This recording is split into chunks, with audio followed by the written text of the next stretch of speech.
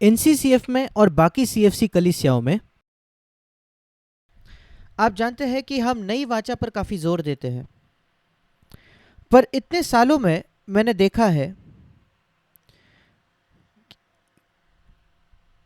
एक मसीही के जीवन में एक बड़ा खतरा या बड़ी समस्या यह है कि वो असंतुलित हो जाए। सिर्फ इसी क्षेत्र में नहीं बल्कि कई अलग क्षेत्रों में सत्य में एक संतुलन होता है और इस संसार में भी एक संतुलन है। हमारे शरीर में एक संतुलन है। हमारी दाहिनी ओर की शरीर बिल्कुल बाएं ओर के शरीर जैसा है, उसी वजह से हम बुरे नहीं दिखते। और इस पूरे सृष्टि में वो संतुलन संतुलन बनाया हुआ है। और जैसे परमेश्वर के वचन में भी लिखा है, परमेश्वर की महिमा अनुग्रह और सत्य में दिखाई देता है, वही तो हम यीशु में देखते हैं, संतुलन। और इस नई वाचा को समझने में भी ये बहुत जरूरी है कि हम देखें कि एक संतुलित समझ रखने की हमें जरूरत है।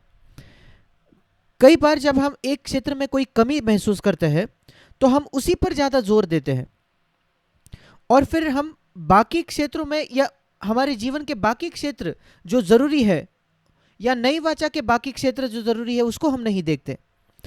और इसलिए आइए हम वहां मुड़ेंगे जहां नई वाचा के विषय में लिखा गया है, कहा गया है बिल्कुल स्पष्टता के साथ। इब्रानियों की पत्री उसके 8वें अध्याय में, इब्रानियों की पत्री उसका 8वां अध्याय, हम वहां पढ़ते हैं 10, 11 और 12 वचन।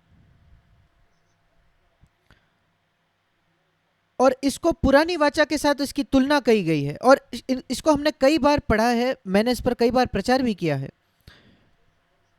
और 8वें वचन में लिखा है, वो पहली वाचा पर दोष लगाकर 7वें वचन में लिखा है, क्योंकि यदि वह पहली वाचा निर्दोष होती तो दूसरी के लिए अवसर न ढूंढा जाता। ये बिल्कुल स्पष्टता से यह वचन हमें बताता है कि पहली वाचा में या पुरानी वाचा में एक दोष था। तो फिर वहां लिखा है कि मैं एक नई वाचा बनाऊंगा, और 9वें वचन में ये उस वाचा के समान न होगी जो मैंने उनके बाप दादों के साथ बनाई। और ये नई वाचा है 10वें वचन में, और यहां 3 बातें लिखी गई है। और फिर 13 वचन में लिखा है कि जब नई वाचा की स्थापना से उसने प्रथम वाचा को पुरानी ठहरा दिया या रद्द कर दिया। अब हम सब जानते हैं कि हम पुरानी वाचा के अधीन नहीं है, पर उसकी आत्मा, पुरानी वाचा की एक आत्मा मैं देखता हूं कि कई लोगों में आज भी शेष है। कई मसीहियों में जो सीएफसी कलीसियाओं में है, यद्यपि वो जानते हैं कि हम पुरानी वाचा के अधीन नहीं है, पर वो आत्मा, पुरानी वाचा की वो जो आत्मा है वो रह जाती है। वो फरीसी की आत्मा, उदाहरण स्वरूप पुरानी वाचा में फरीसी लोग तैयार होते थे। फरीसी ऐसे लोग थे जो बाइबल को बिल्कुल भली भांति जानते थे, और शास्त्री होते थे जो बाइबल के विद्वान थे। उनके पास जीवन नहीं था, पर वो बाइबल को जानते थे, वो बाइबल को अच्छे से सिखा सकते थे। और फरीसी लोग वो बहुत धर्मी थे बाहरी रूप से, पर अंदरूनी रूप से नहीं। और वही यीशु मसीह ने इतना कुछ कहा कि उस प्याले का बाहरी सतह आपने साफ किए, पर अंदर उसको साफ नहीं किया। और यही हमें देखना है कि पुरानी वाचा के अंदर रहने वाले जो लोग थे वो बुरे लोग नहीं थे, मनुष्यों के सामने वे बिल्कुल धर्मी थे। और हम भी शायद आज बाहर बहुत धर्मी जीकर फिर भी पुरानी वाचा के अंदर जी सकते हैं। पर 13 वचन में लिखा है पहली वाचा को उसने पुरानी ठहरा दिया है और उसको मिटा दिया है। और मुझे बस ये समझना जरूरी नहीं है कि मैं पुरानी वाचा के अधीन नहीं हूं, पर पुरानी वाचा से जुड़ा हुआ कुछ भी मेरे अंदर वो गंध भी नहीं होना चाहिए, वो शास्त्री की आत्मा मेरे अंदर नहीं होनी चाहिए जो अपने बाइबल के ज्ञान में बहुत महिमा करता था और यद्यपि उसके पास जीवन नहीं था। या फरीसी की आत्मा का कोई गंध नहीं होनी चाहिए जो लोगों को नीचे देखते थे और तुच्छ जानते थे, जो बाइबल नहीं जानते थे, ऐसे लोगों को, जो पापी थे उनको वो तुच्छ देखते थे।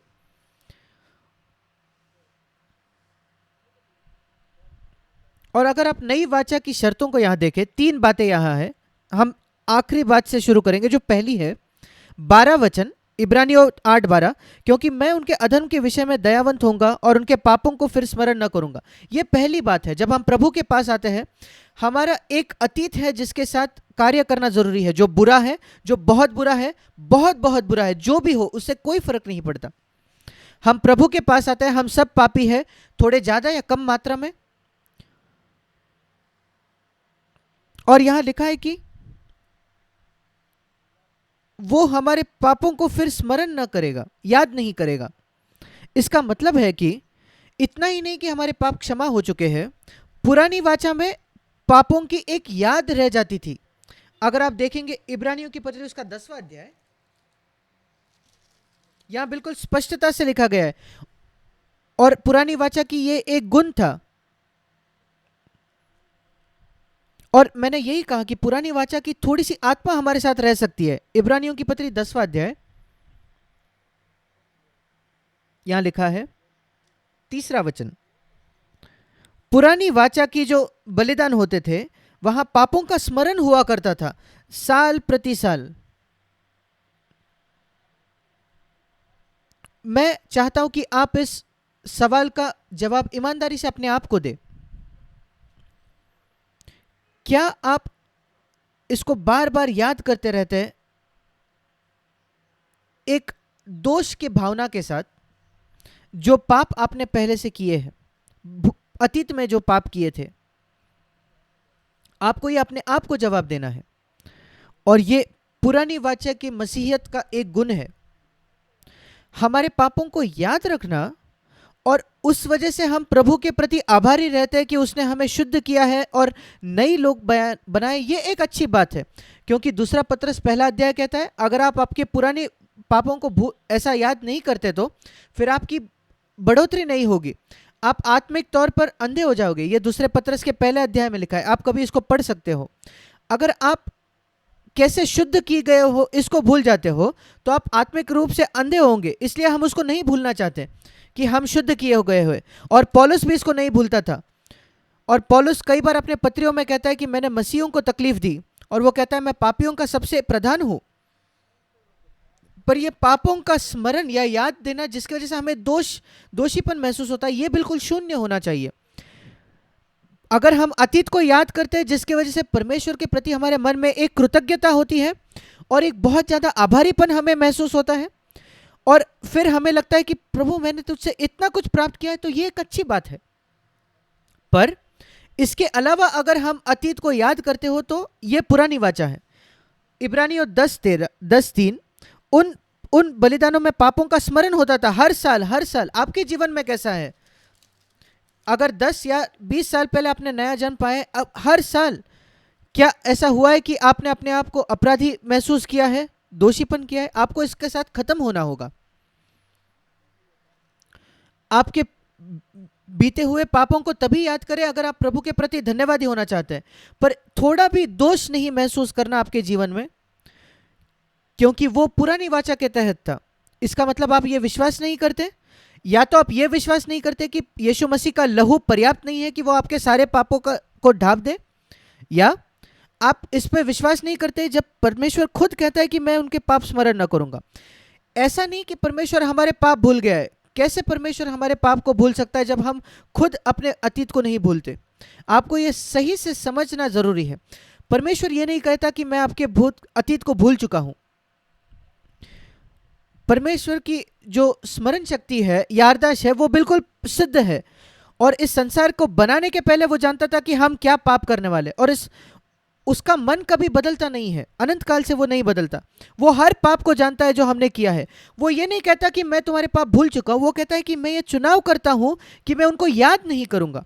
मैं याद नहीं करूंगा, ये उसका निर्णय है, उसका चुनाव है। प्रभु की ये इच्छा है कि मैं उसको नहीं याद करूंगा कोई भी तुम्हारा पाप। मैं आपके प्रति दयावंत रहूंगा, पहली बात है। पर परमेश्वर तो पुरानी वाचा में भी दयावंत था, इब्रानियों 8:12। पर आज उससे भी ज्यादा वो चुनाव करता है कि वो हमारे पाप भी याद न करे, और इस वजह से हम धर्मी ठहराए जाते हैं यीशु मसीह में। और ये शायद आपके लिए बहुत प्राथमिक आपको लगता होगा, पर अगर आप आज भी दोषीपन महसूस करते हो, अपराधीपन महसूस करते हो, तो आपको इसको वापस सुनने की जरूरत है। मैं आपको बताता हूं कब आपको धर्मी होने के विषय में संदेश सुनने की ज़रूरत नहीं। जब आप उस जगह आ जाओ जब आप कहोगे कि मुझे बिल्कुल भी दोषीपन नहीं महसूस होता, फिर आपको धर्मी होने के विषय में सुनने की ज़रूरत नहीं, क्योंकि आपको ये बात समझ गई है कि यीशु मसीह में आप धर्मी ठहराए गए हो। पर तब तक आपको इसको सुनते रहना होगा। ये एक उस विद्यार्थी के जैसे जिसको आज तक मल्टीप्लिकेशन गुणाकार नहीं समझा है, तो आपको उसकी का अभ्यास करना है जब तक आप सीख नहीं जाते। आप अगले विषयों को नहीं पढ़ सकते, और इसलिए जब तक आप पूरी तरीके से इससे सहमत नहीं हो जाते कि यीशु मसीह के लहू ने अपने हर पाप को उसको देख लिया, उसको संभाल लिया है। ये शायद बहुत प्राथमिक है, पर आप लोगों को ये सुनना है, विशेषकर आप जवान लोग। अगर आपने सचमुच मन फिराया है, इसका मतलब ये नहीं कि आपने आपका पाप छोड़ दिया है, पर आप अपने पाप से मुड़ना चाहते हो। क्या आप हर बुरी बात, हर बुरे पापों से मुड़ना चाहते हो जो आपने पहले किए हैं और जो आप अपने जीवन में देखते हो? क्या आप उनसे मुड़ना चाहते हो? मैं ये नहीं कहता कि आप उसको छोड़ने वाले हो, मैं पूछ रहा हूँ कि आप उससे घृणा करते हो और क्या आप उसको छोड़ना चाहते हो? फिर उसको कहते हैं मन फिराना। फिर आप निश्चित हो सकते हो कि मसीह यीशु के लहू ने आपको शुद्ध किया है हर उस पाप से। इसका मतलब है ज्योति में चलना, और परमेश्वर के उपस्थिति में आकर हम कहते हैं प्रभु मैं कुछ भी छिपाना नहीं चाहता। और आप बिल्कुल सुनिश्चित हो सकते हैं कि ना ही आप शुद्ध किए गए हो, पर रोमियो 5:9 में लिखा है आप मसीह के लहू के द्वारा धर्मी ठहराए गए हो, जिसका मतलब ऐसा है कि मानो आपने जो कुछ पहले किया था आपने किया ही ना हो, और इतना पूरी तरीके से वो साफ किया जाता है, मिटा दिया जाता है। और मानो आपने आपके मसीह जीवन के पहले दिन से या आपके जीवन के पहले दिन से आप बिल्कुल धर्मी व्यक्ति थे। यह पहली बात है नई वाचा की, और यही एक नींव है। आपको इसी पर आपको नींव रखनी है, और ऐसा ना करना कि आप नींव यहां रखते हो और घर कहीं और जाकर बनाते हो। नहीं, ऐसा कई लोग करते हैं। वो कहते हैं हाँ मैं समझ गया, हाँ मैंने यहाँ नींव रखी है, और फिर अपना बचा हुआ जीवन वो कहीं और जाकर घर बनाते हैं, और फिर उनको फिर दोष महसूस होता है। और इसलिए मैं आशा करता हूं कि एक बार आप इसको खत्म कर चुके हो, आज स्पष्ट हो गया आपके मन में, और अगर नहीं तो आप परमेश्वर से मांगे कि वो आप इसको प्रकट करें। और ये बहुत ज़रूरी है, नई वाचा का ज़रूरी भाग है, और ये एक ऐसी कीमत है जो यीशु मसीह ने हमारे लिए चुकाई है। आप सोचिए कितनी बड़ी कीमत उसने चुकाई। वो सिर्फ शारीरिक पीड़ा नहीं जो उसने महसूस की, पर 3 घंटों के लिए परमेश्वर से वो दूर हो गया, अलगाव वो जो उसने महसूस किया, और ये कीमत उसने चुकाई है। और आइए उस कीमत को हम उसको मूल्य जाने, और किसी भी सोना चांदी से भी बढ़कर ये है। पहला पतरस 1 में लिखा है। इसके बाद मैं आगे जाना चाहता हूं 10वें वचन को, इब्रानियों 8:10, जो अगली बात है हमारे जीवन में। क्योंकि हम पाप से इतने पराजित हैं, इतने हारे हुए हैं,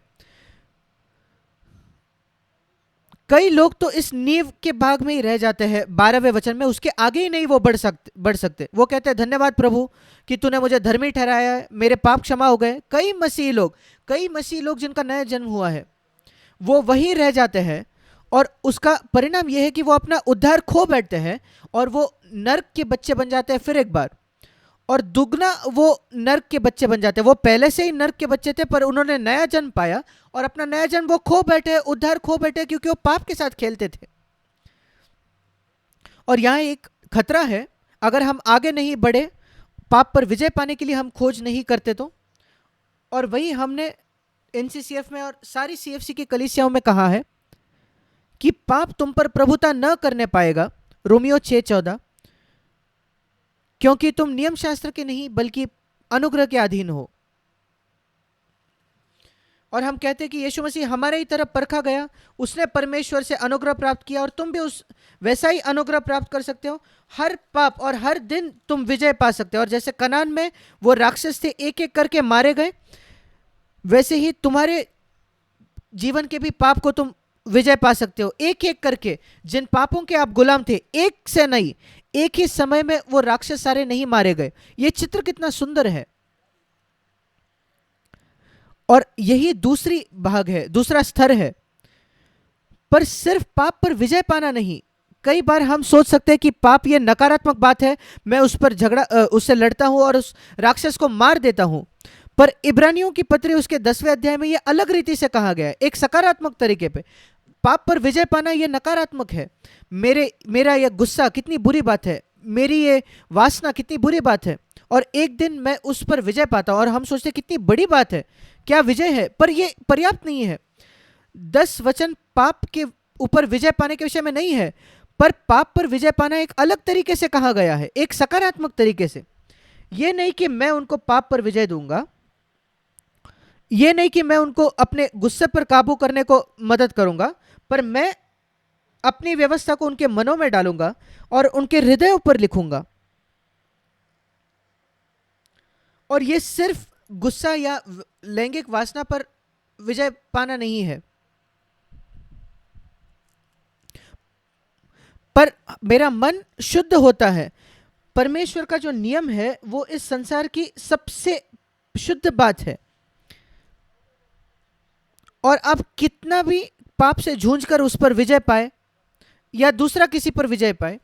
उदाहरण स्वरूप मैं आपको कहूंगा, कई सालों पहले हमारे कलीसिया में एक भाई आए थे जो एक हिंदू कुटुंब से थे, और हिंदू होते वक्त वो योग करते थे, और वो हमारे पास आने के बाद कहे, वो कहते थे कि आप गुस्से पर विजय पाने के विषय में कहते हो, जब मैं योग करता था तब मैंने गुस्से पर विजय पा लिया था, मैं अपनी जबान पर काबू कर सकता था, मैंने मेरे गुस्से पर काबू किया था। और ये कितने मसीही लोगों के लिए एक शर्म की बात है कि इस व्यक्ति ने हिंदू योगा के साथ अपने गुस्से पर विजय पाया। और मैंने उसको कहा, नहीं, यीशु मसीह हमें सिर्फ गुस्से के शब्द का उपयोग करने से विजय नहीं देता, पर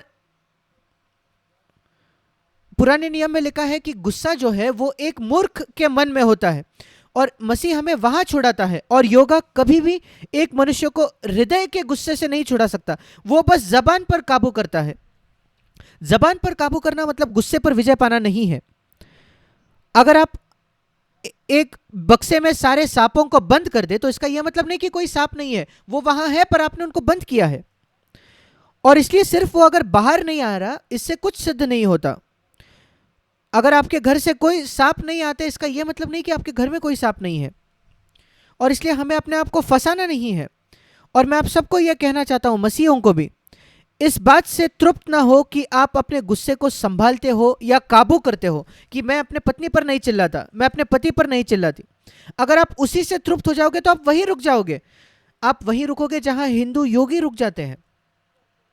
आपको कहना है, प्रभु ये पर्याप्त नहीं है, आपने कहा कि आप मेरे हृदय में गुस्से से बचाओगे, तू तेरे व्यवस्था को मेरे मनों में डालेगा, इसका मतलब है वो मुझे एक इच्छा देगा, एक तीव्र इच्छा, कि मैं उसी की तरह शुद्ध बनूं।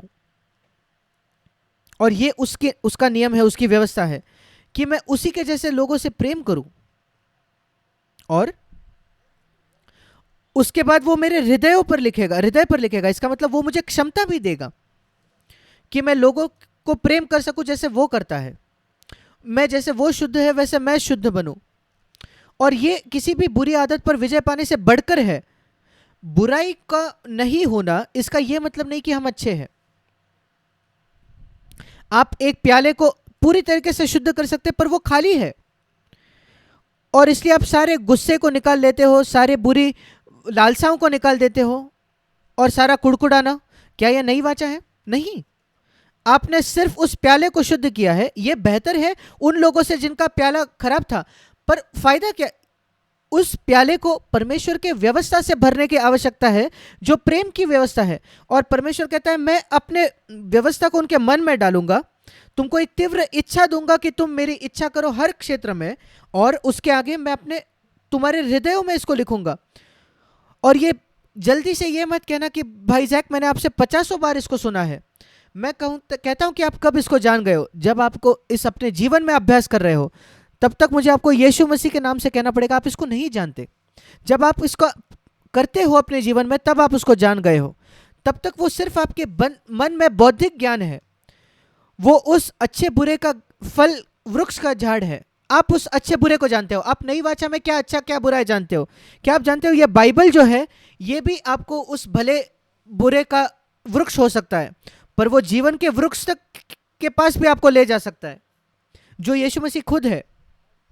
पर यह किताब अपने आप से वो सिर्फ एक भले और बुरे का ज्ञान का पेड़ है।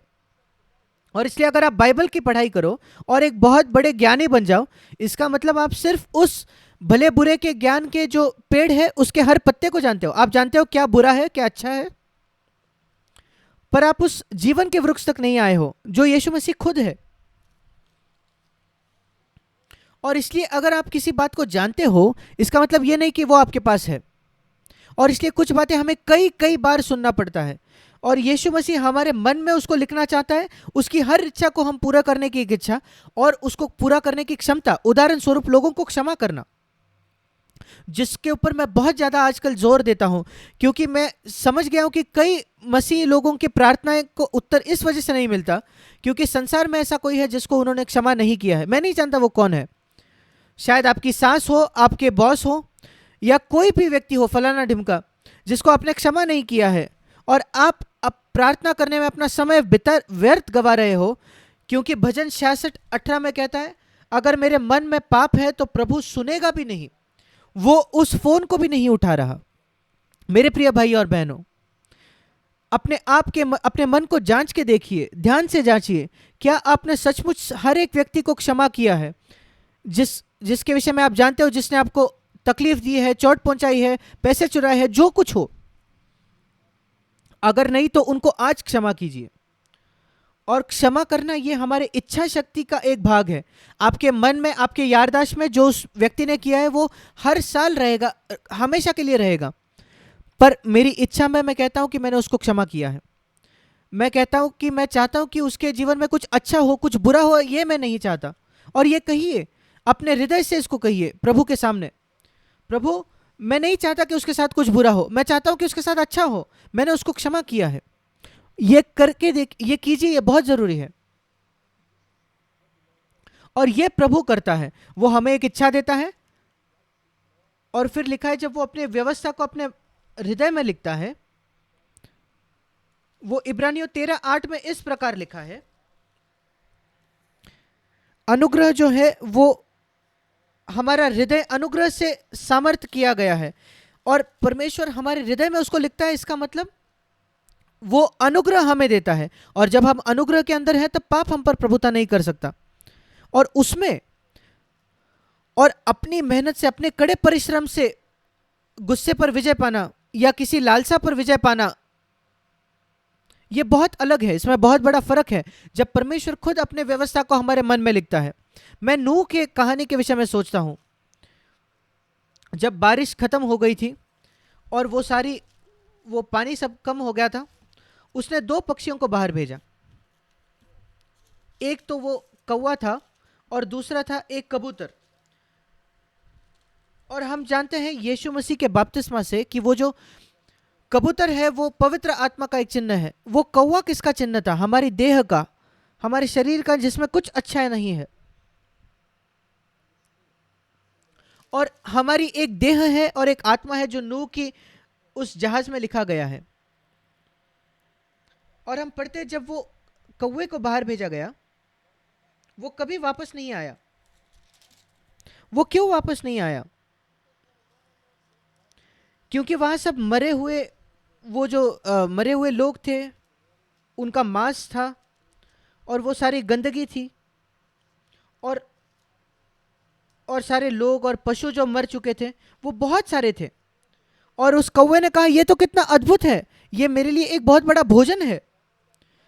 उन सारी सड़ी हुई चीजों को वो खाना चाहता था। वो है हमारा देह। वो हर समय इस पापी चीज जो इस संसार में है उस पर भोजन करना चाहता है। पर वो कबूतर, उसने जाकर वो सब देखा, सड़ाहट को देखा, और वो वापस आया। यही तो हमारे शरीर में और आत्मा में फर्क है। जब पवित्र आत्मा हमको भर देता है तो हमारे अंदर एक, हमको अच्छा नहीं लगता, वो देखकर ही हमको लगता है, जब आप कोई पोर्नोग्राफी देखो या आपको कुड़कुड़ाहट करने की इच्छा हो, तो पवित्र आत्मा ने अगर आपने भर दिया है तो आपको उसको देखकर ही गंदा महसूस होता है, आप उससे मुड़ना चाहते हो। ये है पवित्र आत्मा, और उसके आपके हृदय में उसके व्यवस्था को लिखा है। आप देखते हो कि आपकी देह जिस बारे में जाना चाहती है, और वो कबूतर पीछे मुड़ रहा है, और उसके बाद वो कबूतर एक जैतून के पौधे को लेकर आता है, और वो शांति का एक चिन्ह है। पवित्र आत्मा जब हमें भरता है तब हम सब लोगों के साथ शांति के साथ रहना चाहते हैं। और वही तो उन स्वर्गदूतों ने भी गाया जब यीशु मसीह का जन्म हुआ, परमेश्वर की महिमा हो और इस संसार में उन सारे लोगों के बीच में शांति हो जिनसे परमेश्वर प्रसन्न है। जब परमेश्वर आपसे प्रसन्न होगा, उन स्वर्गदूतों ने कहा, आपके मन में शांति होगी। अगर नहीं तो आपके मन में जो शांति है, और आपकी ओर से अगर आप कोशिश नहीं कर रहे कि लोगों से आप शांति करें, तो फिर कुछ गलत है। उसके आगे मैं जाना चाहता हूं, पर अंतिम में परमेश्वर का उद्देश्य सिर्फ पाप पर विजय नहीं है। यद्यपि हम जो कई सालों से पराजित हैं, हमें लगता है कि पाप पर विजय पाने से हम उस माउंट एवरेस्ट पर चढ़ गए हैं, और उन गंदे पापों जिन्होंने हमको हराया था, हम उन पर विजयी हो गए हैं। पर वो उस पहाड़ पर चढ़ना नहीं है। पहाड़ का चोटी क्या है? इब्रानियों 8:11, और हर एक अपने देश वाले को और अपने भाई को यह शिक्षा न देगा कि तू प्रभु को पहचान, क्योंकि छोटे से बड़े तक सब मुझे जान लेंगे। क्या आप जानते हैं नई वाचा में सबसे बड़ी बात पाप पर विजय पाना नहीं है? सबसे बड़ी बात नई वाचा में, और पाप के खिलाफ एक बुरा लगना है वो भी नहीं है, पर वो परमेश्वर को जानना है व्यक्तिगत तौर पर।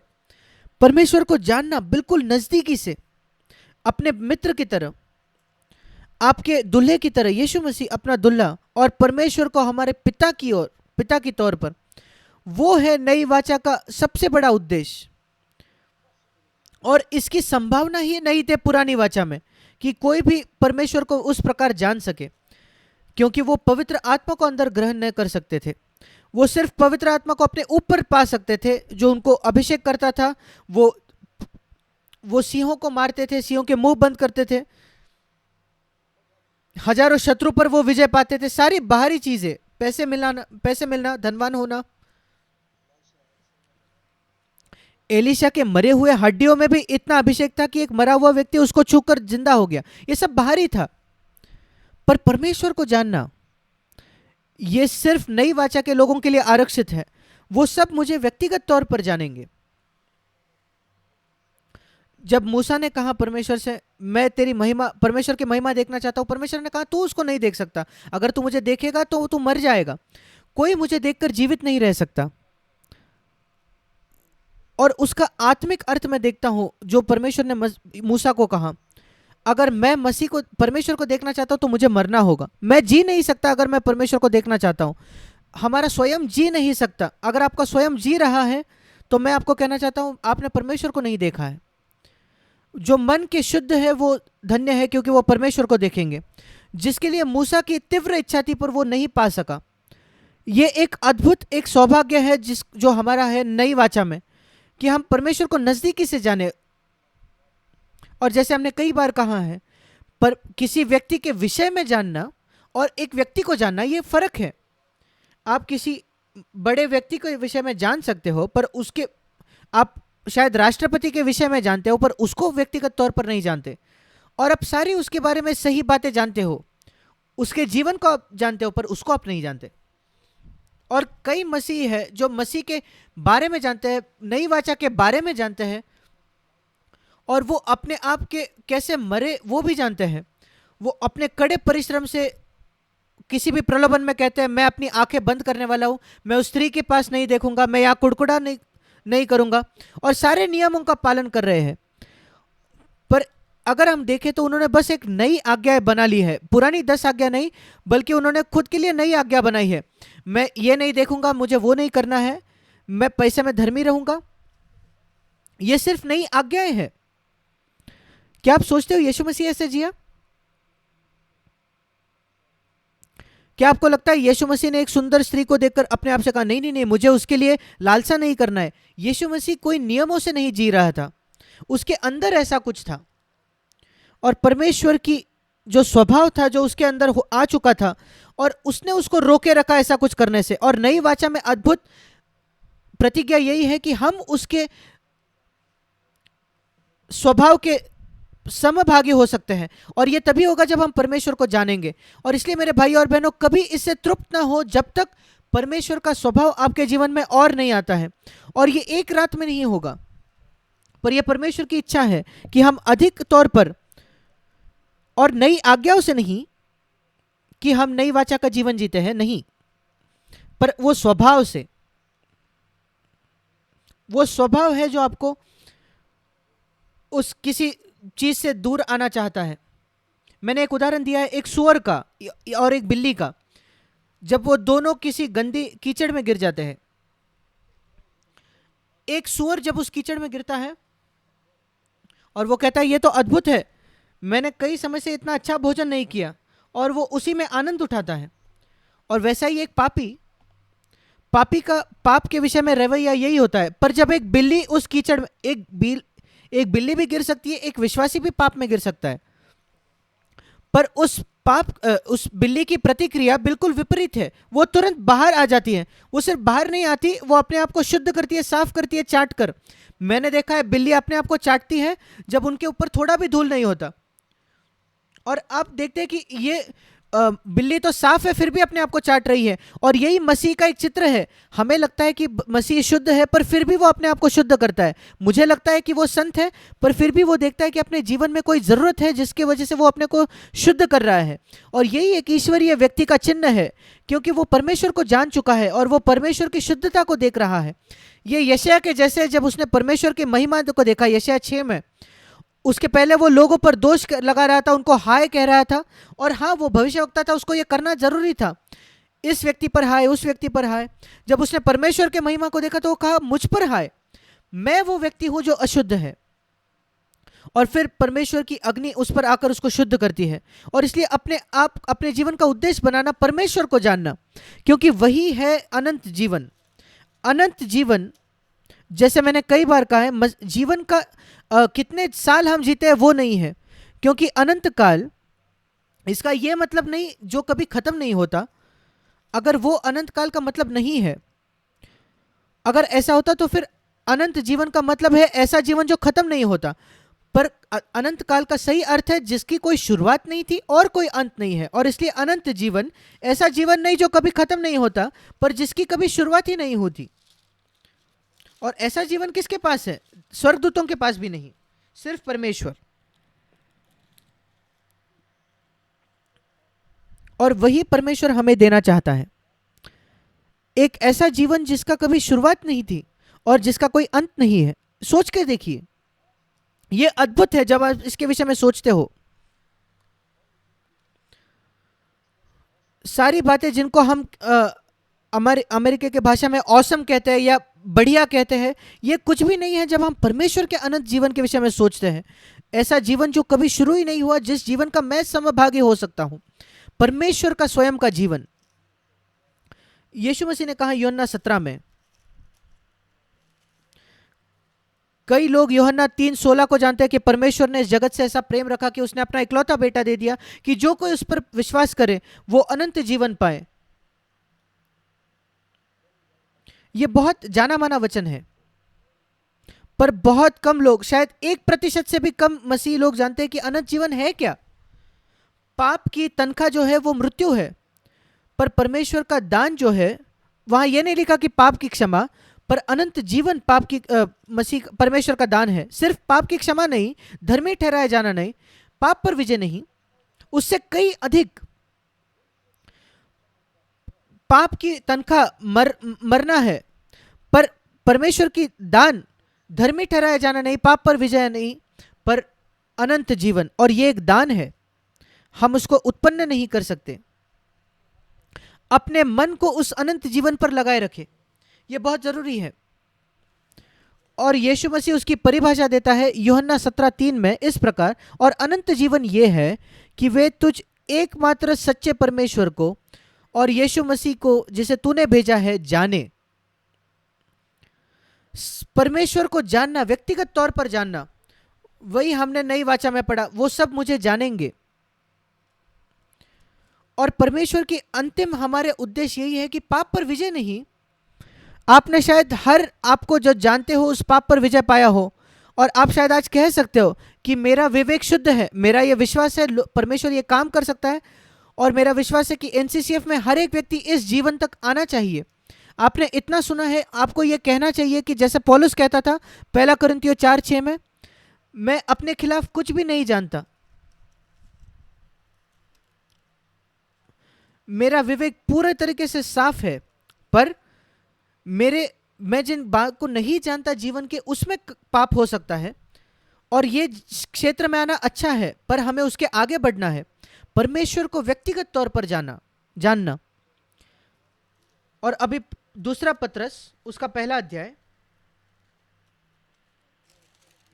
दूसरा पत्रस उसका पहला अध्याय, और सारी परमेश्वर की जो वायदे हैं उसका कारण, उसका उद्देश्य, और पुरानी वाचा में कई अद्भुत वायदे हैं, नई वाचा में और भी अद्भुत वायदे हैं, और यहां लिखा है इन सारी वायदों का कारण यह है, उद्देश्य यह है। दूसरा पत्रस 1:4, बहुमूल्य और बहुत ही बड़ी प्रतिज्ञाएं, और इन बहुमूल्य और बहुत बड़ी प्रतिज्ञाओं के साथ तीसरे वचन में उसके ईश्वरीय सामर्थ्य, उसने हमें सब कुछ जो जीवन और भक्ति के संबंध रखता है उसने हमें दे दिया है। और यह परमेश्वर को जानने के अनुसार आता है। दूसरा पत्रस 1:3, परमेश्वर को जानने के द्वारा जो कुछ जरूरत है जीवन के लिए और भक्ति के संबंध में। और यहां लिखा है चौथा वचन, जिनके द्वारा उसने हमें बहुमूल्य और बहुत सी बड़ी प्रतिज्ञा दी है। यह कितना अद्भुत है। चौथा वचन कि मैं ईश्वरीय स्वभाव का समभागी हो सकता हूं। यह सबसे बड़ा उद्देश्य है। यह पाप पर विजय नहीं है, यह उससे बहुत आगे बढ़कर है। जब आप पाप कर विजय पाना, उसकी तुलना परमेश्वर के स्वभाव का समभागी होना, इससे जब आप तुलना करते हो तो माउंट एवरेस्ट पर, एवरेस्ट पहाड़ पर 100 फुट चलना, यह पाप पर विजय पाना है। एवरेस्ट की ऊंचाई है 29,000 फीट। जब आपने 100 फीट चढ़ चुके हो, आपने पाप पर विजय पाया है। पर परमेश्वर के स्वभाव का समभागी बनना, यह उसका शिखर है। परमेश्वर का अपना स्वभाव, मैं नहीं जानता कि आप इसको आपको यह बहुत बड़ी बात लगती है या नहीं। देखिए, जीवन के अलग अलग स्तर है इस संसार में जो परमेश्वर ने बनाए हैं। एक तो है जो पेड़ पौधे हैं,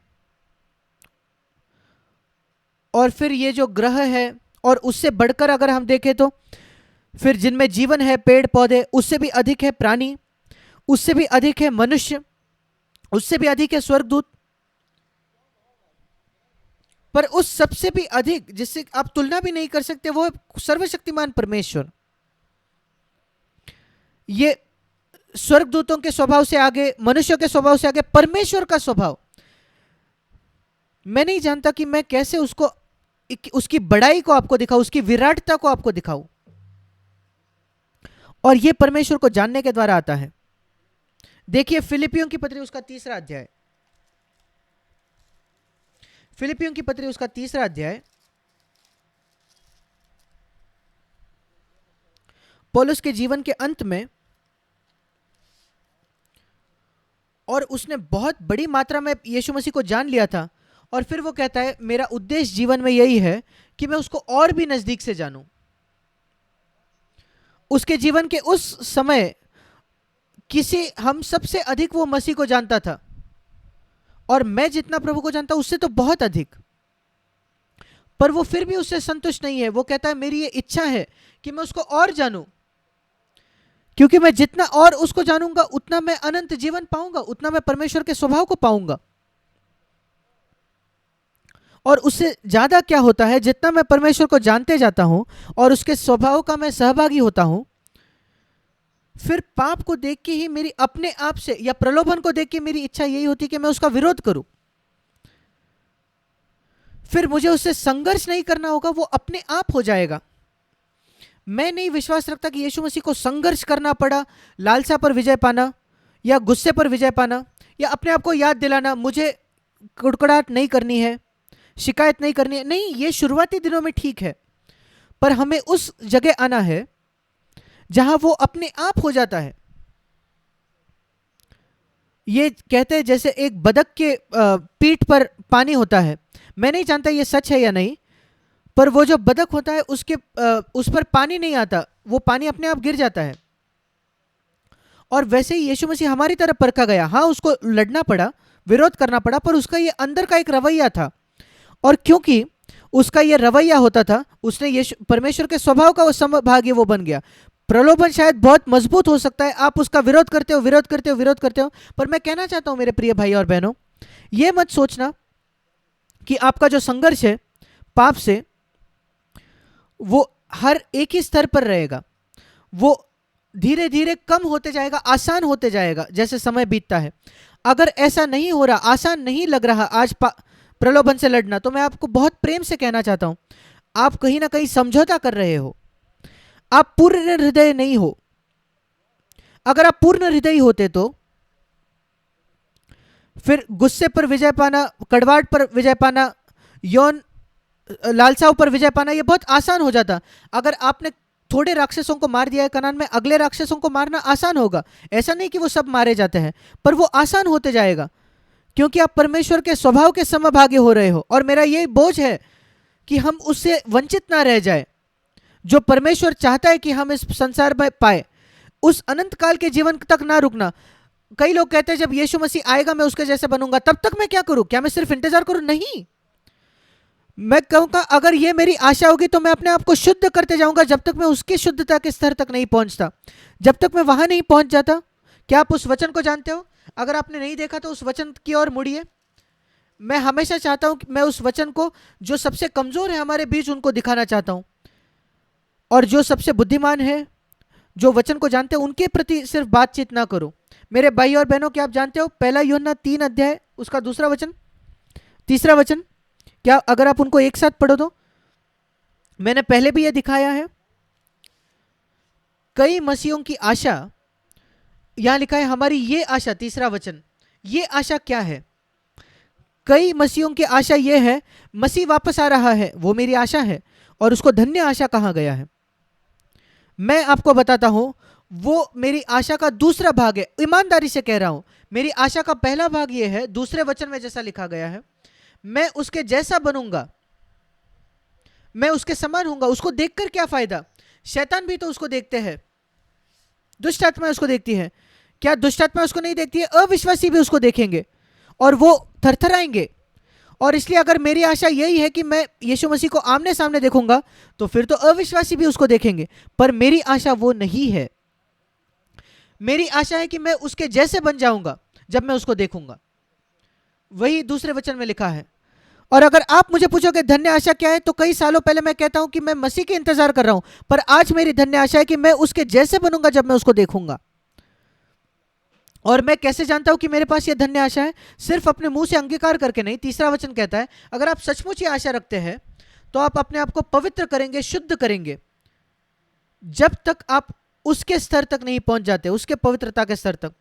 ये बातें वो है जो मैंने कई बार कही है, पर मैं कभी थकूंगा नहीं इसको बार बार कहकर, क्योंकि मेरा यह उद्देश्य नहीं है कि मैं एक नया संदेश प्रचार करूं, पर मेरा यह उद्देश्य है कि जो कोई मुझे सुनता है वो इस जीवन में प्रवेश करे, वो इस जीवन में प्रवेश करे जो परमेश्वर को जानने का जीवन, व्यक्तिगत तौर पर नजदीकी से, उसके बारे में जानना नहीं, उसके बारे में सही बातें जानना नहीं, या बाइबल के विषय में फैक्ट्स जानना नहीं, पर नई वाचा को जानना नहीं। नहीं कि आप नई वाचा को शायद दूसरे लोगों को समझा कर बता सके, शायद आप किसी को भी नहीं समझा सकते, आप शायद शिक्षक नहीं हो, आपका मन स्पष्ट नहीं है, पर आप उसके सहभागी को हो सकते हो, उसके स्वभाव के सहभागी।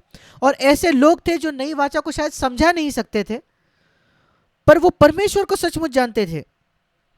और मैं उनके जो उन्होंने लिखा है उनको पढ़ता हूं, और कई बार मैं उसको एक से ज्यादा बार पढ़ता हूं, क्योंकि मैं इतना आशीषित होता हूं जो उन्होंने लिखा है।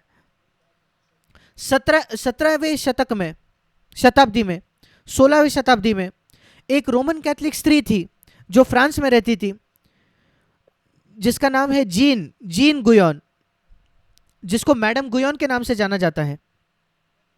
कई सालों पहले मैंने उसका पुस्तक पढ़ा जो उसने खुद लिखा है, और उसने मुझे इतना चुनौती दी,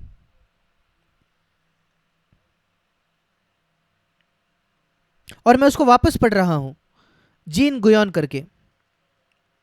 ये उसकी ऑटोबायोग्राफी है, और मैं उसको वापस पढ़ रहा हूं, और मैं उसमें से कुछ बातों को अंडरलाइन करता हूं। आप उसको किंडल में फ्री में डाउनलोड कर सकते हो, आपके फोन में या कहीं भी, और इसको थोड़ा थोड़ा करके पढ़े। ये बिल्कुल मुफ्त है, समय लीजिए ये सब पढ़ने के लिए। इन बड़े संतों के जो लेख है उसको पढ़ना। जो लोग परमेश्वर को जानते थे वो सिद्धांत को सारे सिखा नहीं सकते थे, मुझे नहीं लगता वो नई वाचा को समझा सकती थी, पर वो सचमुच अपने आप के लिए मरती थी, अपने व्यक्तिगत जीवन में, और मैं चुनौती पाता हूं। और कई स्त्रियां जो है, अद्भुत स्त्रियां, हम कहते हैं कि स्त्रियां सिखा नहीं सकते, पर मैंने देखा है कि कुछ स्त्रियों ने अपने जीवन से मुझे सिखाया। वो बाइबल नहीं सिखा सकती क्योंकि परमेश्वर ने उन्हें उनके दान नहीं दिया है, पर उनके जीवन ने मुझे कई बातें सिखाई है। मैडम गुयोन, जेसी पेन लुइस, जोनी एरिक्सन, वो 50 साल से जो व्हीलचेयर में है स्त्री। हाँ, मैं बहुत आशीष पाता हूं इनके जीवन में। मैं स्त्रियों के खिलाफ नहीं है, मैंने उनसे बहुत आशीष पाया है, पर मैं उन लोगों से आशीष नहीं पाता हूं जो पैसा कमाना चाहते हैं, दिखाना चाहते हैं। कई जो स्त्रियां हैं जो सिखाती है, या पुरुष जो सिखाते हैं, मैं उनको मूल्य देता हूं जो परमेश्वर को जानते हैं। और जब मैं उनके पुस्तकों को पढ़ता हूं या उनके संदेश सुनता हूं, मैं एक ही बात जानना चाहता हूं, क्या ये व्यक्ति यीशु को जानता है?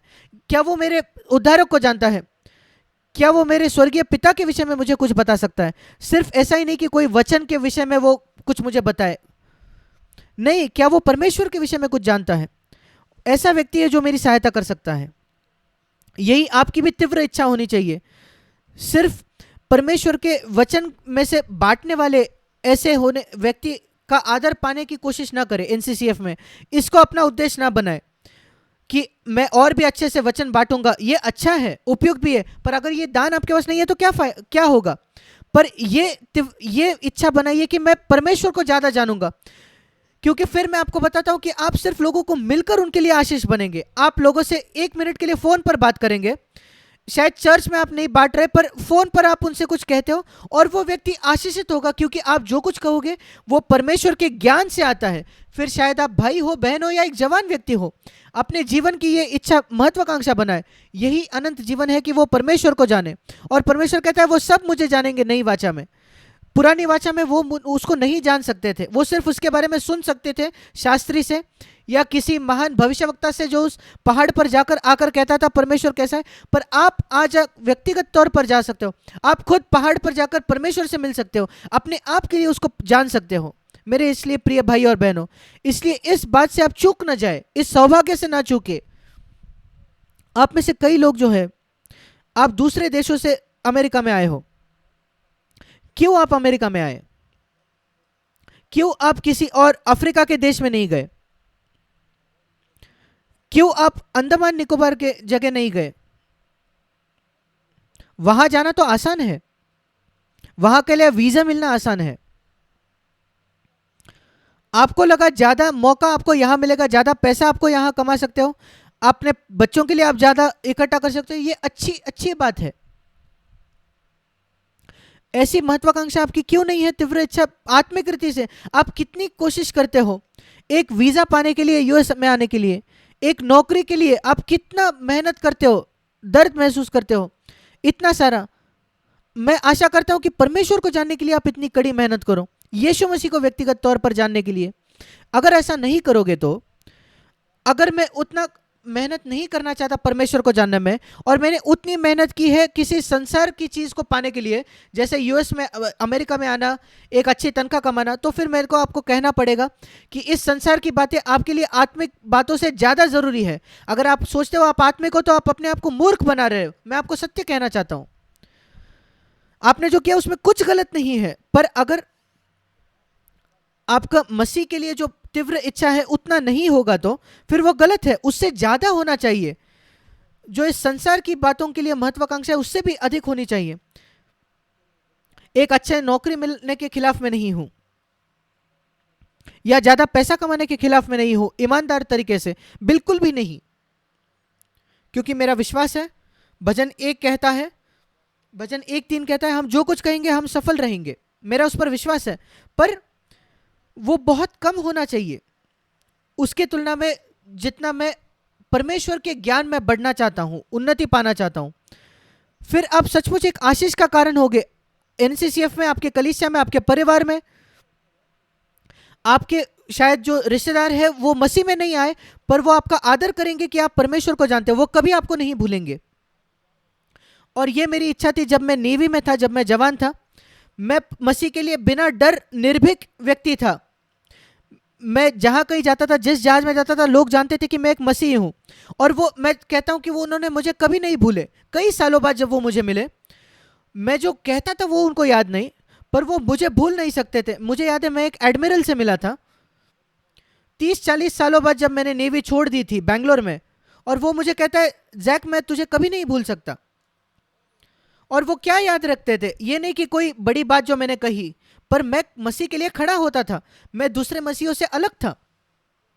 और मेरी ये प्रार्थना है, भले ही आप प्रचार न कर सको मेरे भाई मेरे बहन, पर लोग आपको जाने कि आपके जीवन का क्या प्रभाव है, कि आप मसीह की वो सुगंध फैलाते हो।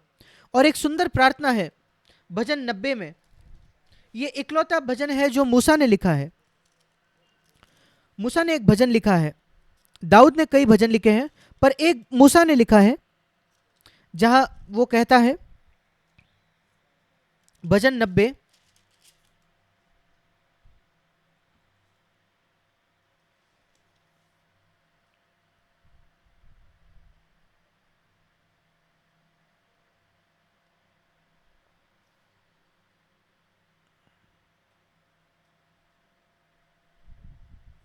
भजन 90 उसका 17 वचन।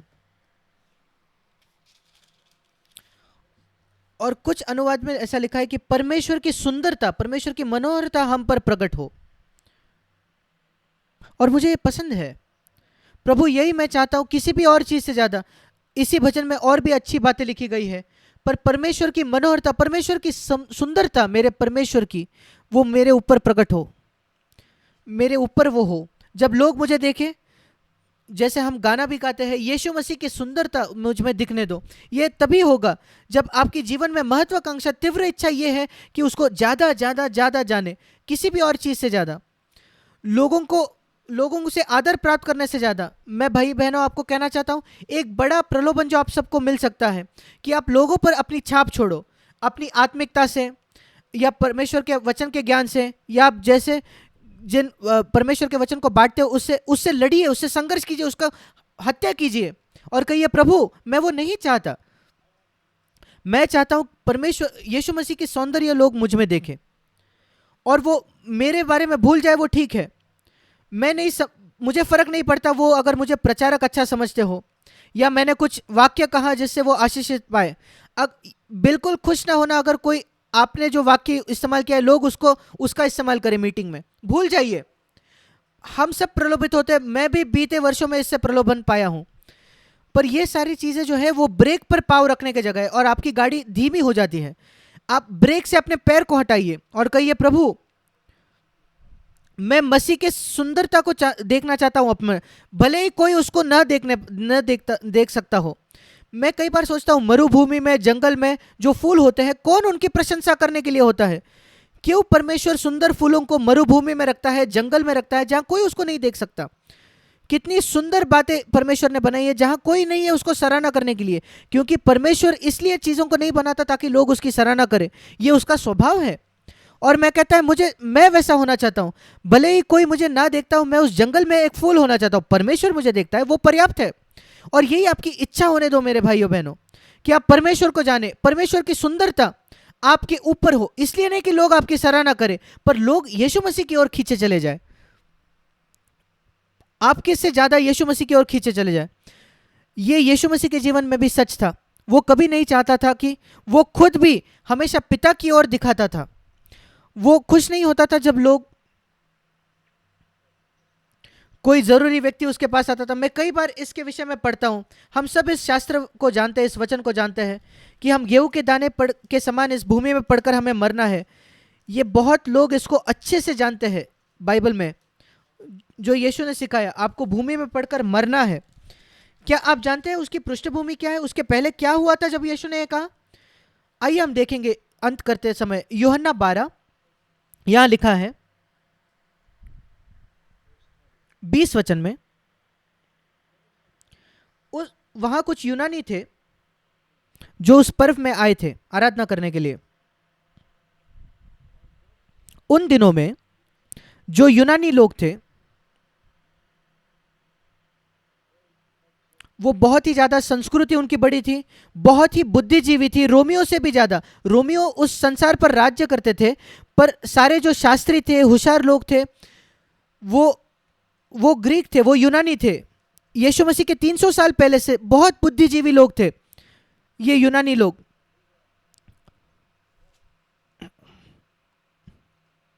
और बाद में रोमियो ने उनको हराकर रोमियो सरदार बन गए। पर ये बहुत जरूरी लोग होते थे यूनानी लोग, बहुत ही बड़े बुद्धिजीवी।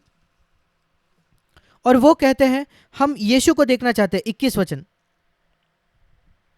आपको कैसा लगता था अगर एक बहुत महत्व का व्यक्ति, बहुत महत्वपूर्ण लोग राजनीति में और जरूरी लोग जो बहुत बुद्धिजीवी है वो अगर आते थे और कलीसिया में आपके जूम मीटिंग में जुड़ना चाहते थे या आपके शारीरिक मीटिंग में जुड़ना चाहते थे? मैं वही प्रतिक्रिया रखना चाहता हूं जो यीशु की थी। फिलिप ने आकर यीशु मसीह से कहा, प्रभु ये बड़े यूनानी लोग आए हैं तुझे देखने के लिए, तुझे मिलने के लिए। मैं जहां तक जानता हूं वो यीशु उनसे मिलता भी नहीं। वो कहता है 24 वचन, जब तक एक गेहूं का दाना भूमि में पड़कर उसको मरना होगा, उनको जाकर ये बताओ। मुझे 2% भी फर्क नहीं पड़ते कि तुम यूनानी हो और तुम्हारी क्या बुद्धिजीवी है, कितना तुम्हारा ज्ञान है, जमीन में पड़कर मर जाओ। अगर वो मरता है तो वो बहुत फल लाता है। और अगर तुम मेरे पीछे आओगे, प्रभु कहता है 26 वचन में, मेरा पिता तुम्हारा आदर करेगा। और इसलिए इस संसार का आदर नहीं, इस यूनानी का आदर नहीं, ये कोई भी आदर मेरे जरूरी नहीं है, पर मेरी बुलाहट ये है कि मैं भूमि में पड़कर मरूं। और 23 वचन, वो घड़ी आ चुकी है जब यीशु मसीह को महिमा मिले, और यही मार्ग है जब ईश्वरीय व्यक्ति चलेगा।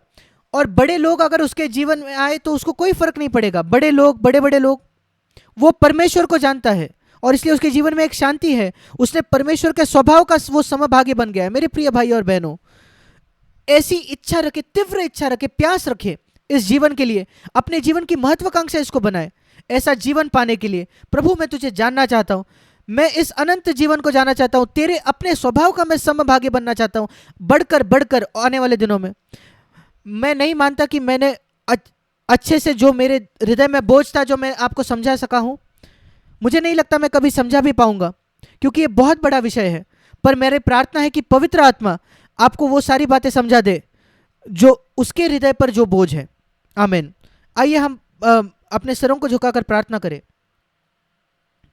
हम ये खोना नहीं चाहते जो प्रभु ने हमारे मन में जो भी छोटी बात रखी है इस समय।